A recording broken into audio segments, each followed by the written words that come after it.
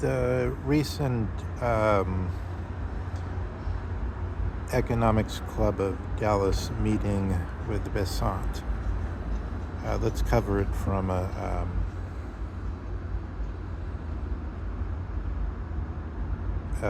Dawson comportment, let's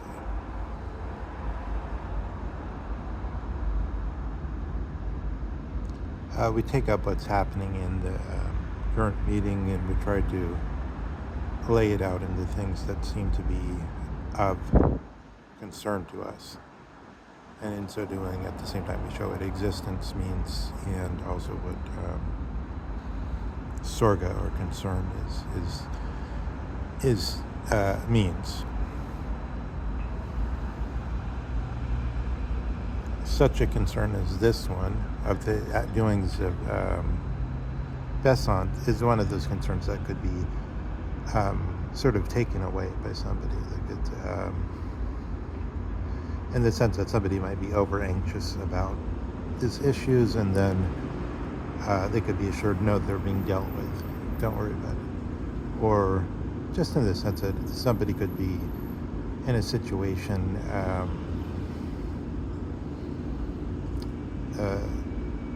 say where they need to wash their hands, for instance, and then it's like, but they're kind of throw their hands up in the air or something, and then they're anxious about it, and then somebody takes the concern away from them by showing them where the washroom is or something like that. Or even, I think, the other example that I gave in my recent essay was that somebody in a cafe who is worried that the power is going to go down on their device and can't find the wall socket. Somebody else comes in and in fact, it's not that they can't find it, but they somehow can't reach it because there's wooden tables. And it's sort of like, you have to be a contortionist to sort of plug it in. It's very difficult. And then this is a concern. And then somebody that knows how to do it just comes in and takes care of it immediately.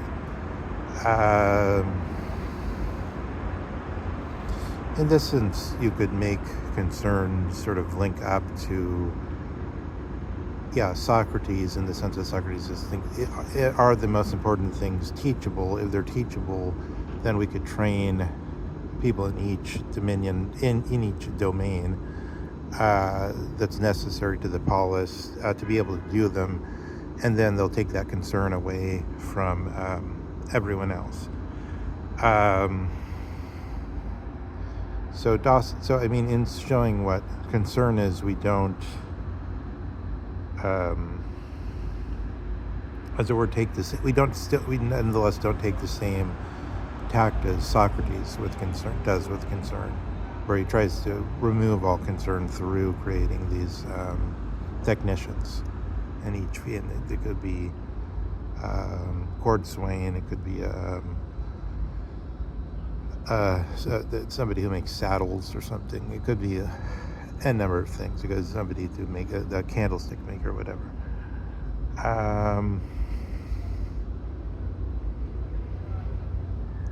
So from a concern point of view, what's the concern with this Scott Bessent's speech?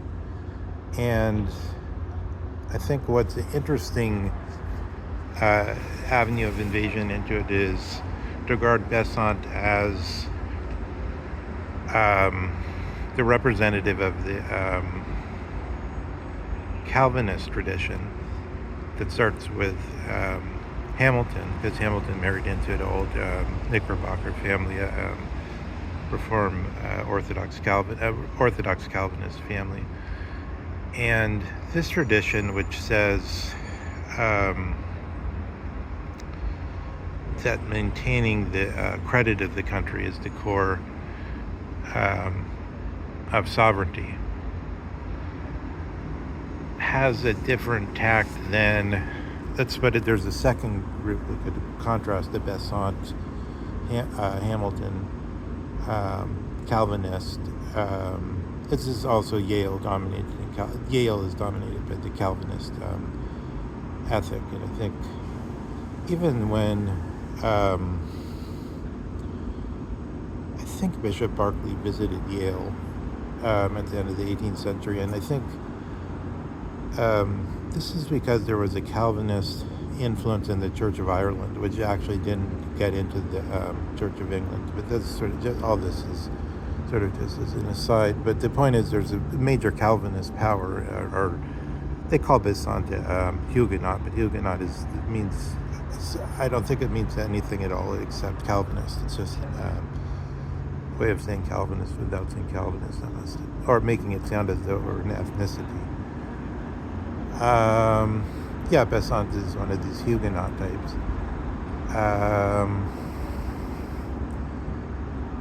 And yeah, this is the view that puts sovereignty ahead of the other power, which is Adam Smith's version. So the Adam Smith so just as you could, let me recount the Adam Smith version just in order to contrast it with the view that puts sovereignty as the main thing, and then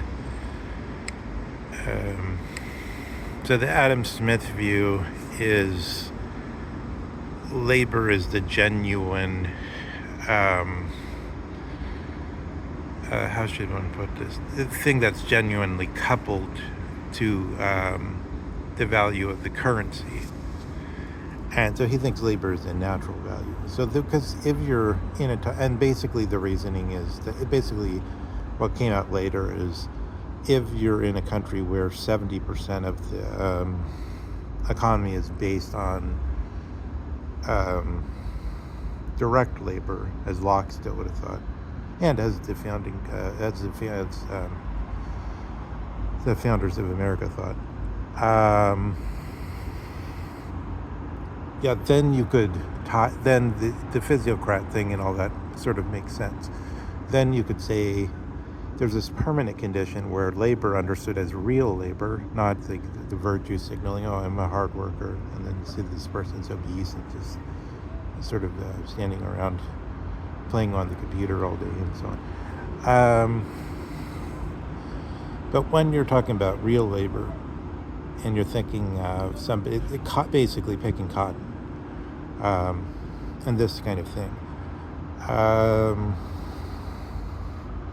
and that the value of money is always connected to this, then I think the theory of Adam Smith, which is still the theory of the Davos, still the theory of the other party here. So we're trying to put this Davos and even the Western Alliance as against this Bessent Y'all Street thing. And all these at NASDAQ and all the top tech companies and stuff that's been setting up in Dallas, and some big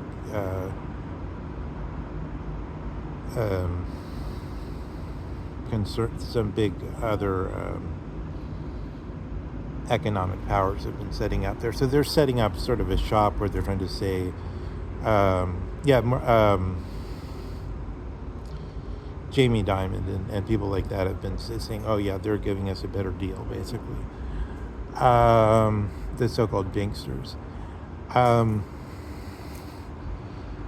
So they're setting up something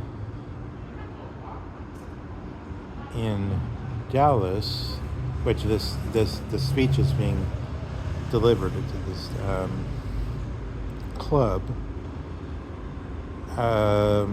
which is comparable to Lawrence Wong's shop. So the Lawrence Wong in Singapore is trying to set up a shop where he's saying, here's where we treat business goes wherever it's well treated. That's the idea. And then wherever it is becomes a sovereign country because they're able to sustain their own credit, sustain the national credit.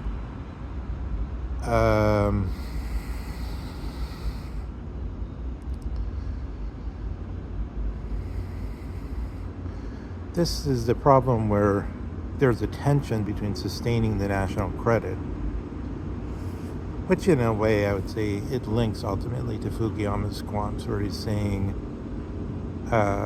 there's a diminished government capacity. We're not able to build high-speed rails. We're not able to modernize because there's too many, these juristocracy factors are too powerful. Because there's too many people suing too many other people, and there's too many ways to hold up the works. Yeah, diminished capacity is in a way a feature of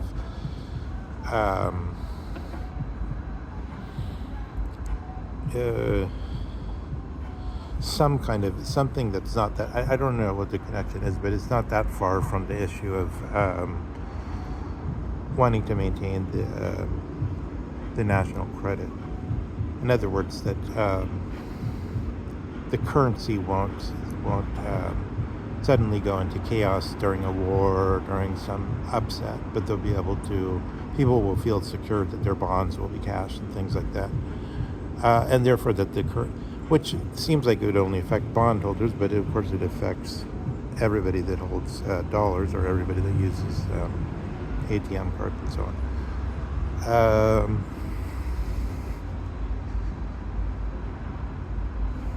So you have a notion of resilience against shocks as part of the basic idea, the Calvanist sort of idea of sovereignty. But the other way, the Davos way, totally invites a lot of shocks. Remember that even though he sort of swore off it, Jeffrey Sachs had originally spoken of the shock treatment as the entrance to the market fundamentalism and the full forces of the libertarian market, which is sort of, it's like in the great Mahabharata. Okay, there's death, but it's never, you never see it accompanied with pain, suffering. It's never about anybody gloating over somebody, like some Jason Statham movie or something, somebody laughing at somebody's miserable pain as they're slaughtered or whatever. It's never like that. It's not gruesome like that. It's always sort of, there's violence, but it doesn't have, there's no pain seems to be in the saga. In the same way, you get a situation where pure theory, this theory of Adam Smith, the labor theory, creates a notion, simple ideal notion of division of labor, and then you populate that in n direction so that it then affects the these visas and all this thing. And that, I mean, in other words, division of labor is analogous to the labor force offering itself out at the cheapest, finding the cheapest labor, the market seeking the cheapest labor through various means, whether it's because they can get a good tech guy from India, but then since he's not an American, it's harder for him to enforce him. He's just like constantly on a worse footing, so they could make him work. They could make him get no sleep and things like that. And what's he going to do? He wants him to go all the way back to India. So it's like there's different ways where you could say the workers are selling themselves. Sometimes they could sell themselves as second-class citizens, which is a right that's sort of like, if you're from India, you have that right in America. But if you're an African American, you don't, because you're supposed to stand up for your rights, and there's the NAACP and all this stuff. So there's a lot of ways that the conflict of this sort of version of a no pain theory of the pure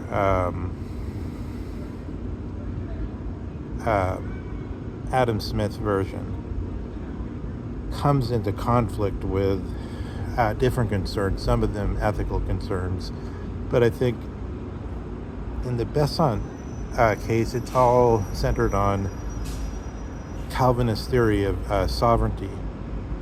And the reason for this is obvious, because it's like, which was the first sovereign state, basically, in the current sense? It's the so-called, I think it's called the Free State of Geneva, the place Rousseau's from, that produces.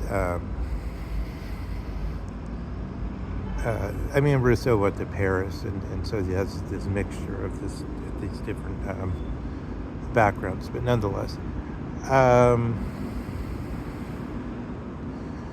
So we have this Calvinist,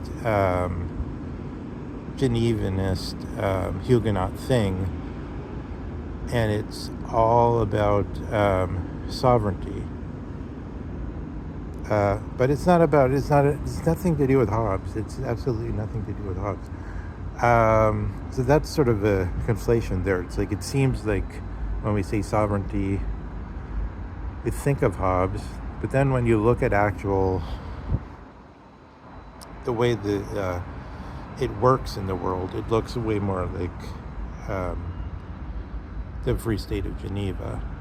So I think this is interesting. In my opinion, I suppose I would say, Trump is a little bit, it's like Jackson Pollock with the flicking the paint or whatever. Sometimes, eventually, he hits somebody that's good. Like Bessent is actually good at what he does, and then Trump sort of, after a while, sort of shakes himself a little bit, and he thinks that this guy's good, and also I kind of like what he's doing, and so then Trump sort of greenlights him. I think that's basically my current version of how Bessent came in. Now Bessent made a very strange comment where he said, 30 years ago Trump has already decided to put it in this direction or whatever. I don't think, I'd be interested to hear more about what that means, but in the meantime, I don't believe Trump had any particular sensible vision along these lines, and I don't think either that's why he.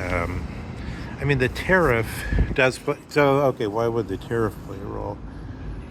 I'll bookend it with just this part: is that their idea is what really showed the breakdown of market fundamentalism, or Adam Smithism, as it were, new Adam Smithism, Milton Friedmanism. Was things like in the 70s when there's oil embargoes could break everything. One act of some cartel somewhere could totally screw up the so-called free market, and this they regard as a fear of their sovereignty because of the immediate. It's not. Usually we say that as though it's cynical. It's all about the oil. It's all about money. But the point is, they're saying that's the whole point of Calvinism, is to say, so long as you can maintain these factors, including the national credit and including reasonable sustained growth and a reasonable resistance to shocks and so on. Unless you have all these things, you don't have sovereignty. And taken this way, sovereignty has a totally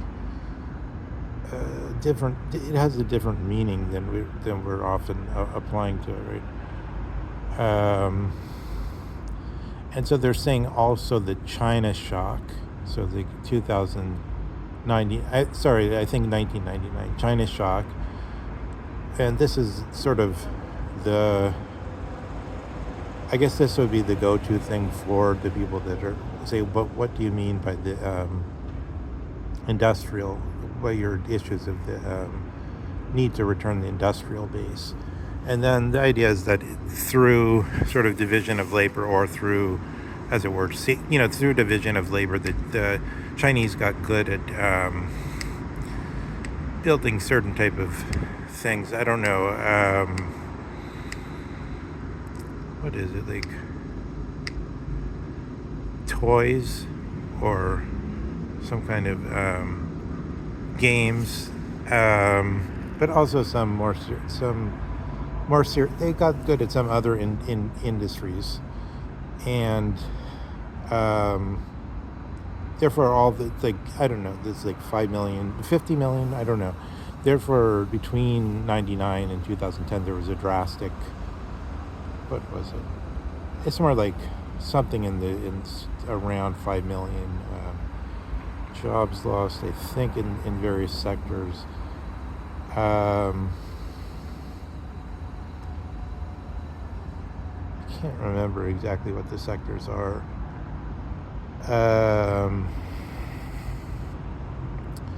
But I'm not talking about the Rust Belt and things like that. I'm talking about things that things that Chinese started making past 2000 that were like regular consumer goods, but which required a certain amount of the labor force of a certain kind, and therefore basically they supplied cheaper labor for business. They treated business better in supplying cheaper labor to business. I mean, that's the Adam Smith invisible hand. Everything rational markets and so on.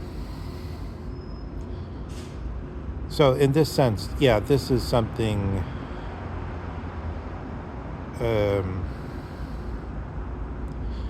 I guess Bessent is citing this in order to say, yeah, we have to keep an eye on all these factors directly, and the best way to do that is through always. This is also the Adam Smith. Okay, there's something I can concretely end this on, is that the Adam Smith idea is that the most important thing in the economy is the most advanced sector. And so then, just like this, the Bessent is saying, when you're in control of the most advanced sector, then you're sort of guaranteed sovereignty, because everything follows from that.